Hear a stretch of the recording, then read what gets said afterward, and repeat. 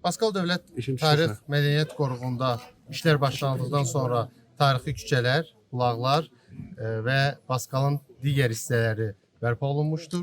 Bərpa prosesinin birinci mərhələsindən sonra ölkə rəhbərliyinin Baskala səfəri baş tutmuşdur və baş tutan səfər çərçivəsində görülən işlərlə tanışlıq olmuşdur. 2022-ci ildə birinci mərhələ bitdikdən sonra növbəti mərhələ üzrə Baskalda işlər davam etdirilmişdir. Bərpa olunan küçələrin sayı artırılmış və Hamam Muzeyi açıldıktan sonra, açılışı baş tuttuktan sonra digər tarixi binalarda bərpa işlərinə başlanılmışdır.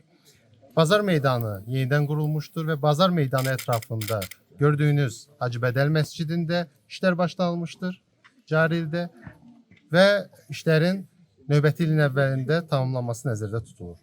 Eyni zamanda sol tərəfimizdə olan Şeyx Məhəmməd məscidində ilk öncə arxeoloji qazıntılar aparılmış və olduqca dəyərli artefaktlar müəyyən edilmişdir və bərpa edilərək arxeoloji parka çevrilmək üzrədir. Partisan Məmməd adlandırdığımız Məmməd Bağırova məxsus İtalyan stilində tikilən Baskaldakı ev bərpa olunaraq həm muzey, həm də ki yaşayış evi, yuxarı mərtəbələri yaşayış evi kimi istifadə olunacaqdır. Eyni zamanda ötən dövr ərzində Baskalda evlərin damlarının tarixi görünüşə qaytarılması məqsədi ilə işlər aparılmışdır. İlkin mərhələdə 40-dan artıq evlərin damı tarixi formaya qaytarılmışdır.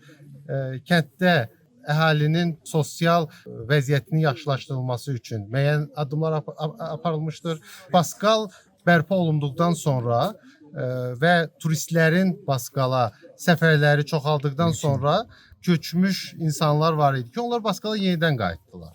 Və 20-dən çox xırda sahibkarlıq subyektləri artıq burada fəaliyyət göstərir və onlar turistlərə müxtəlif xidmətlər göstərirlər. Siz arxada gördüyünüz məsələn suvenir mağazinləridir və eyni zamanda insanlar həyətlərində öz həyətlərində açdıqları çay evləri, eyni zamanda yeməkxanalar turistlərə xidmət göstərir. Bu da həm turistlərə maraqlıdır, həm də ki sakinlərin sosial vəziyyətini yaxşılaşdırır.